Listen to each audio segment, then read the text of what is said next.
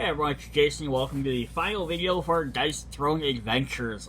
Quick recap in case you hadn't checked out all the other ones. In video 1, we went over the basic gameplay rules for Adventure as well as looked over some of the components. Video 2, we went over the environment tiles that you move around on for the board. Video 3, we went through all of the different minions you're going to encounter. Video 4 was all of the bosses you get to fight. Video 5, we went through all the loot, and this should be video 6, where we're going to go over the legacy packs. This one I'm doing in a separate video because it is technically spoilers. All these packs come, there's 4 different ones, there's A, B, C, and D. They come with these cards that say do not open till instructed. The idea is you play through the game, and if you beat the entire campaign, which is beating all 4 bosses, and then you get to open up the legacy content, so then the next time you go through the play, you get some bonus stuff. So it does say on the end of beating the boss battle for the Mad King, it says, upon victory, record, win and calculate your score campaign. Open Legacy Pack A, read the back of the card. If you selected your difficulties Veteran or greater, also open Legacy Pack D. So for difficulty, we have, you start the normal victory with your score is 20, which is what you're trying to get by the end of the game. If you choose Veteran difficulty, it goes up to 30, but it also adds some different difficulties. Portal Crawl has different health starts. Boss Battle, you start with a little bit less health, and when the campaign is completed, you defeat the Mad King, you get an open Legacy Pack D. So ideally, the thing is, you probably play through the first time on normal. You know, you beat it, you open up Legacy Pack A, which then also instructs you at one point, after you've read through the cards, it'll say, open Legacy Pack B and C and add to the game as well. And then if you defeat it on the harder difficulty, maybe with the extra content included being helpful, then you get open Legacy Pack D, so you get to play through a third time with an extra bonus. So that's just the difference in difficulties there. Alright, so we're going to hop in and look at our Legacy Packs. So, if we flip over Legacy Pack A card, it's going to have some information on here. I'm not going to read through all this. And on the back side of the other Legacy Pack A, because there's one on each side, just so that way you can't, open up one or see what it is. It's just a little bit more story, and it tells you to open up the rest of the pack. So, Legacy Pack A is going to include new minions. So this is fun. They're all going to be foil. They're going to say Legacy up at the top here, so you know how they're different than a regular set or a promo set. So if you want to pull everything back out, you're like, oh, these guys are a little bit too hard. Let me pull these back out and just fight the normal ones. There we go. So we have an Acolyte for level 1 who has Self-Sacrifice. Deal 5 undefendable damage and roll 1 die. On a Vortex, deal 1 CP. On a Chaos, remove this minion and then engage with a new level 3 minion. Oh, so that's pretty crazy. So if he rolls that single die, he's going to basically pump himself up. Defense, roll 2 on a Chaos, deal half incoming damage back to your attacker. But you also see his reward is now 2 treasures. In the original set of minions, everyone only gave you 1 treasure roll. These guys being a little bit more powerful give you 2. Up next, we have the Dark Druid, who has First Strike and Spirit Strike. Okay, says, if a bear, he inflicts knockdown and deals 6 damage. If an elk, he has inflicts Barbed Vine and deals 6 damage. Passive. At the start of your turn, roll 1 dice. On a 1 to 3, become bear. On a 4 to 6, become elk. Activate this form by covering its head with the Chaos token. Okay, so we have, like, in the back of his picture, you have a bear and an elk on either side. That's kind of neat, because that kind of, it's the first minion in this set that has something that kind of works with multiple forms. There's a promo card that does that as well, which is really cool way to play around with gameplay design. On defense, if a bear, deal 1 damage per Vortex and 2 per Chaos, or if an elk, prevent 1 per Vortex and 2 per Chaos dice. Okay, that's kind of cool. And then we jump up to a level 2, which are the blue ones. We have the Blood Mage, who has Hemo Siphon, skill 3 health, skill 4 health, or skill 5 health. At the start of your turn, gain a chaos. Then if you have 3 or more 3 chaos, spend them to steal 3 health from the active player. And defensive roll, steal 1 health per vortex rolled on a chaos die, gain chaos. Cool. So she's gonna keep stealing health. She can be hard to kill. Trying to see if we can show off them pictures a little bit better. I kind of get glare kind of gets in there for some of these guys. Try and show them. She also has a 1 and a 2 for a treasure. Our next level 2 is the Bone Witch.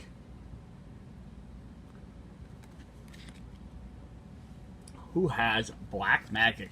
Inflict Wither, Silence, and Parasite. Deal 3 undefendable damage. Passive. During your upkeep phase, gain a life siphon. Defense roll, steal 1 health per vortex rolled. Inflict 1 bleed per chaos rolled. Crazy. She's going to be kind of a pain. Alright, then we have a level 3. We have a Wyvern. Just what would a dungeon crawling type game be without some form of a dragon? He has Inferno. So he's a level 3 as well. The level 4 chest, that's kind of cool. Deal 7 damage and roll 1 die. On a slash, inflict burn. On a vortex, inflict burn on 2 opponents, their choice. On chaos, inflict burn on all opponents. Unique defense. If you're attacked, roll 1 die. 5 to 6, your opponent attack fails and has no effect of any kind. Okay, this guy, he's just gonna set you on fire. Alright, we have a Fierce Hydra. She's got 3 different heads there. And he has another interesting gameplay setup. Begin with 3 heads,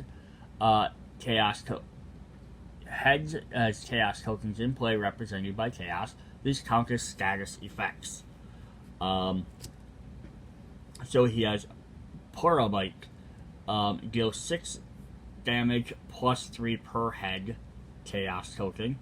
On the conclusion of the offensive roll phase, roll 1 dice. On a chaos, gain 1 head. Unique defense. If your health is reduced to 0 while the heads remain, remove 1 head and reset your health.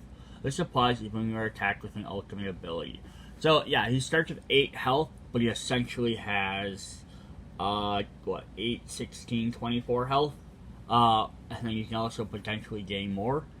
So you can get out of control very fast with that passive. And then as every time he gains new health, he gets bigger and bigger. We have a Black Worm. So another type of dragon.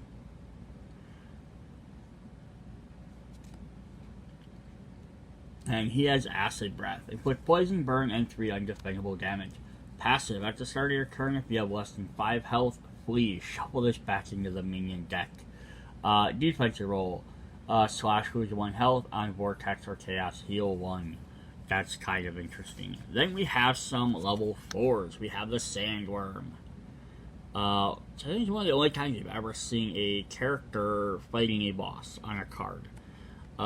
She gets you 2 gold and a level 4 treasure, as well as starts with King Sand. He has Earthquake.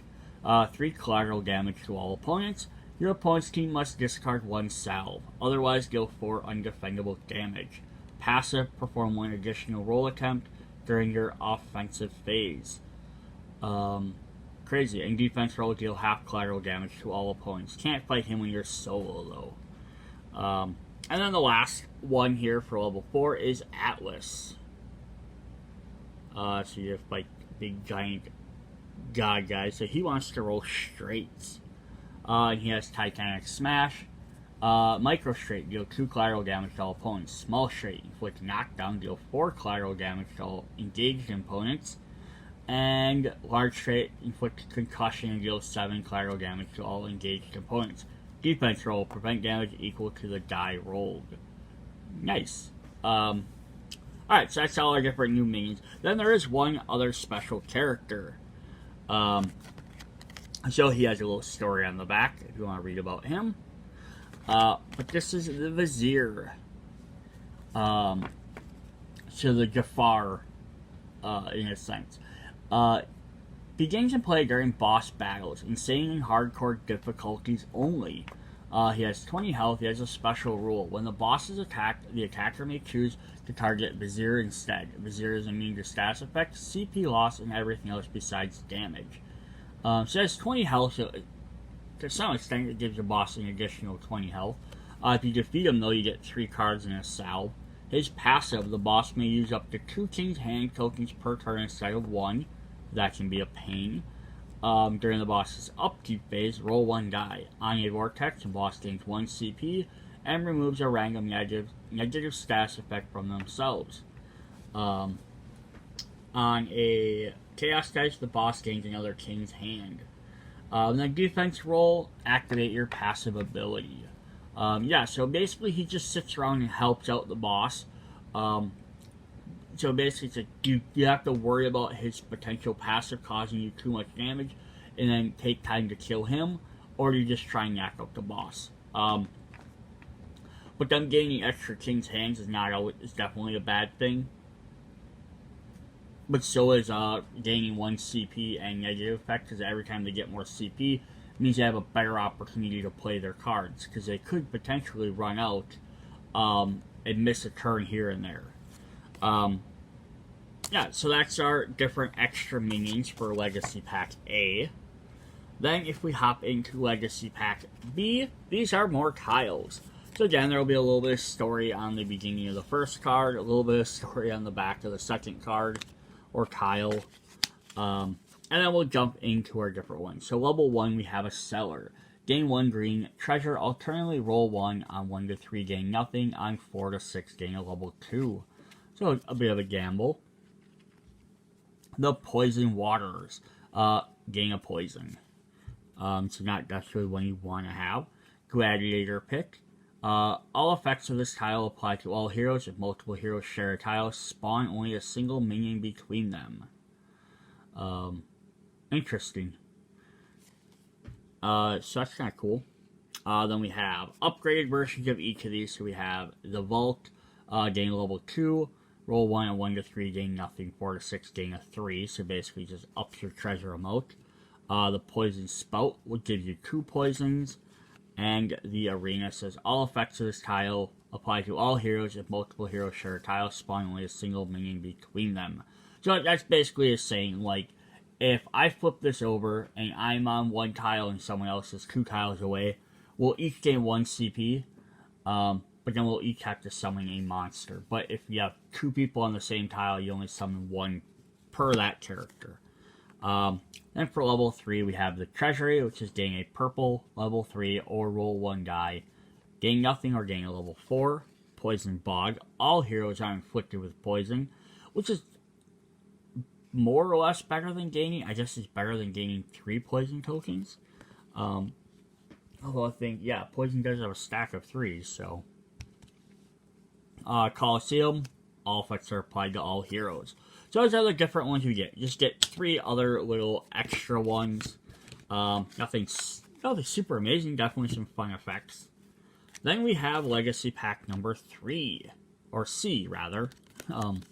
Which again has more information.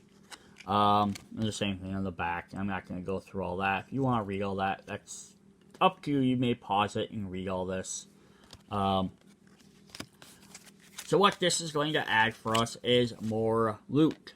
We have a tank, which is a common card.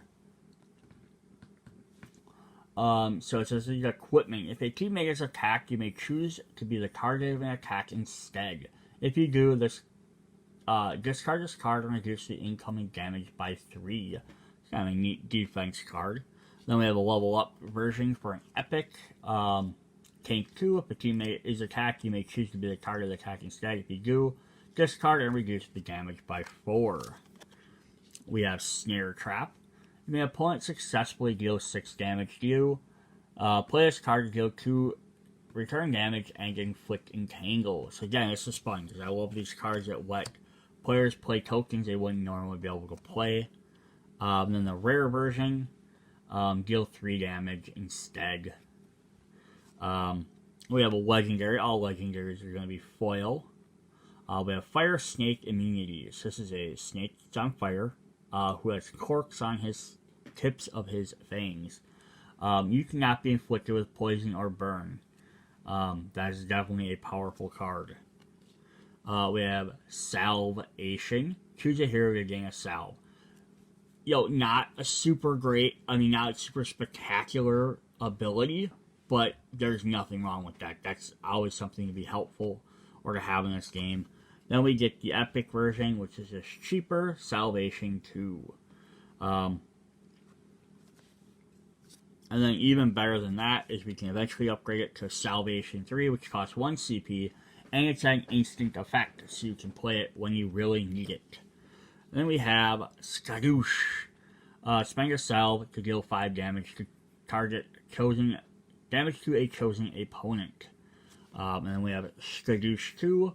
Spend a salve to deal 7 damage to a chosen opponent. We have some Brass Knuckles. In equipment, add 1 damage to all attacks. Again, very minor, but hey, if it sits out and helps all your attacks be a little bit more powerful, it might be that little push you need. And then Brass Knuckles 2 adds +2 damage to all attacks. The Magnifying Glass. Look at the top 3 cards of your deck. Discard 1, keep 1, and put 1 on top of your deck. Definitely fun. And then Magnifying Glass 2, with the top 3 cards of your deck, keep 2 and discard 1. So you just don't have to put 1 back on top of your deck. Broken Sword. Equipment. Add 2 damage to all attacks while you have 6 or less health. You may remove this card from play to add 2 damage to a chosen hero's attack. And then the rare version, Broken Sword 2, adds 3 damage to either your attacks or plus to somebody else's. We have a Cursed Helm. During your main phase, once per turn you may receive 2 damage to draw 1 card. You may remove this card from play to heal 1. The Cursed Helm 2, once during your phase you may receive 1 damage to draw 1 card or discard to heal 1. We have some Cursed Pauldrons. During your main phase, once per turn you may receive 2 damage to gain 2 CP. Or the upgraded Cursed Pauldrons 2, which lets you receive 1 damage to gain 2 CP. Cursed Bracers. During your offensive roll phase, once per turn you may receive 1 damage to perform an additional roll attempt. And then we have the Cursed Bracers 2, which is the same thing, but it only costs 0 instead of 1. Reboot. Oh, this is a power switch. Draw 1 card and discard any number of cards and draw the same number. And then Reboot 2, draw 2 cards and discard any number of cards and draw the same number. And our last set is the old Switcheroo. Choose 2 players and choose 1 status effect for each of them. Transfer these tokens between the 2 players. And the old Switcheroo 2, choose 2 tokens. Choose 1 status effect on each of them, transfer them between 2 players, just a little bit cheaper. Then the last 2 cards we have for this pack are Insane Difficulty and Hardcore Difficulty. So Insane Difficulty has a score of 40. Salves, all salves heal for 1 less. Your Portal Crawl health is a little bit less. All level 4 minions begin with 1 additional King's Hand token, and the boss battles you start with 40 health and begin with the Vizier in play. Yeah, so basically this is, again, kind of like fun with like the normal and veteran difficulties. The Insane and Hardcore are just going to give you, like, hey, I want to play the game again. But now you have more of a challenge because you're trying to get it for that score, which means maybe you're going to spend more time exploring every tile, so you gain that bonus. Spend more, not gain every single boss loot, which makes your deck a little bit weaker, but you gain more points that way. Definitely trying to win, because some negative scores hurt a lot too. Then Hardcore Difficulty, which actually ups your score to 50, gives you a little bit more health than the other ones do. But the thing is, upon defeat, the game's over. So, starting health is still 50 and the Vizier, so it actually doesn't really reduce all your stuff that much. In fact, it might up everything a little bit. Yep, it ups your health, like, so like there's your normal Portal Crawl. So up your health by 5, 2, 2, or 1, depending on how many players. But yeah, the Vizier is in play, and basically, but the big thing is though, if you die once, the game's over. So you have to complete the entire thing without losing any matches. So that's definitely a cool way to like up the difficulty on the game. Alright, so that was Legacy Pack C. Then finally we have Legacy Pack D. These are all foiled. So this is Mythic Loot. So if you've seen the Marvel video or Santa and Krampus video, if you watch any of my videos out of order, or some of the promo pack videos, you might have seen some of these mythics already. But these are special versions for every character for the base 2 sets. And then I'm going to presume that every set from now on will just include these, like they did with the Santa and Krampus set, will include these in that box. Or I could see them like they release like another full battle box. Like they do a Kickstarter like for season 3 and they release everything at once. They could just release it as a separate promo pack. But mythic cards are used like this. Rules: mythic cards are used in any veteran or higher difficulty in dice throwing adventure. This is why it says you can't open these unless you've beaten veteran. All players, or by all players in a regular game of dice throwing, so everyone has to be equal. During setup, place this on your play area with the active side up. List cards on the active side, the active ability remains in effect. If it's on the active side, you may also perform the flip ability. After performing the flip ability, it flips to the marked side as inactive. So what they're all going to do is they're going to have some neat artwork for each character, which is really cool. Mythic Barbarian, they're going to be green active. They're all foil, so sorry if it's hard to read them. Trying to see if I can get this a little bit better. So his says, active ability. Whenever you activate your defense ability, heal 1. So that's going to be constant for him. He's just going to always get extra heals every time he defends. And then flip ability. Make a chosen hero's attack inflict stun. This counts as an attack modifier for the chosen hero. So that's basically his one-time effect, but then it turns off his active ability. So it's kind of a neat way to play the game to boost every character. They get a little bit of ability that helps them out all the time, but then they get one kind of powerful ability. We have the Mythic Moon Elf active. Active is all your attacks deal 1 extra damage. Or flip, choose 3 heroes to gain evasive. The Pyromancer. You no longer cool off. And then flip ability is gain a max fire and all opponents are inflicted with burn. The Shadow Thief. Poison stack limit is now 4. Spend 2 CP to inflict poison on any player. And flip, choose a chosen hero, gain Shadow. The Mythic Paladin. During your offensive rolls, you get 4 roll attempts instead of 3. And then flip, choose a hero to gain a Blessing of Divinity, which is really powerful. The Mythic Monk. Whenever you activate an ability during your offensive phase, use it as a palm, gain 1 chi. And then flip, double the effects of all chi spent this turn. The Ninja. Whenever you spend Ninjutsu, you may reroll that die 1 time. Flip, gain a smoke bomb and choose 2 opponents to be afflicted with delayed poison. And then the final one for Season 1 is the Mythic Treant. Active, if you or your teammates spend a Wellspring, it always heals for 3. And then flip, choose a chosen hero gains 8 health. And then for Season 2, we'll start off with the Gunslinger. Active, before spending a reload, you may pay 1 CP to deal the full dice value worth of damage instead of half. And then flip, choose a chosen hero's attack becomes undefendable and inflicts a bounty on a modifier. And that's kind of fun too, because that way somebody else can inflict bounties. Mythic Samurai.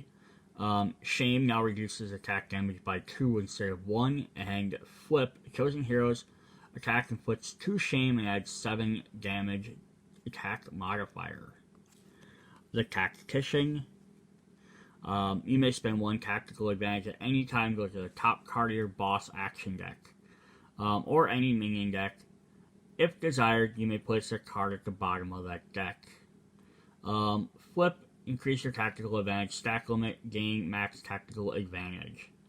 So this is a weird one because it's the only one so far that's really his active ability is really only powerful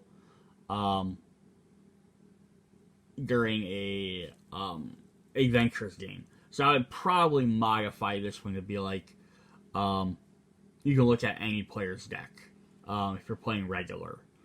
Otherwise, yeah, that would basically his first ability is sort of useless. Mythic Huntress. If it's kind of some cool artwork in the back there. Naira's in the back. If Naira's active and your offensive roll results in an attack, increase that damage by 3 instead of 2, and flip, Naira gains max health. The Cursed Pirate. Spend 2 CP to make a chosen player gain a cursed doubloon. Flip, inflict parlay on a chosen opponent. The Artificer. Opponents no longer roll to remove Nanite. During your upkeep, the chosen opponent is afflicted with Nanite. That's pretty crazy, so they can't even attempt to get rid of it. Flip ability, place your heal bot back on your leaflet to heal 10. The Seraph. Your Blessing and Divinity stack limit is now 2. Oh, that's crazy. And flip, remove all negative staff effects from you and your teammates. So that's even kind of an interesting one, because you could get up to 2, spend 1, still have 1 sitting, and then always flipper. And our final one is the Mythic Vampire. Mesmerize now succeeds on 4 to 6. Search your deck for any card, add it to your hand, shuffle your deck afterwards. Alright, so that is what we had for our Legacy content. Hope you guys enjoyed that. Now you can see what you can get. I really hope they make some more expansions for this. And these Legacy packs are, I think, a good example of how they could easily increase the content for this game. Because you could make like a single box with have like 1 new villain in it, like another fallen character. Then add, like there you had 6 or 9 extra tiles, like 3 for each. Maybe add like a 10th one that's like, if you want to add some more orange ones in there, level 4s. You add a couple of loot cards, a couple of other minions. It doesn't even need to be as many as this. This is what, 1, 2, 3, 4, 5, 6, 7, 8, 9, 10 minion cards. You wouldn't even have to add 10. You could just easily like, hey, here's a new boss. Here's their deck. Here's 15 loot cards. Here's 10 new tiles.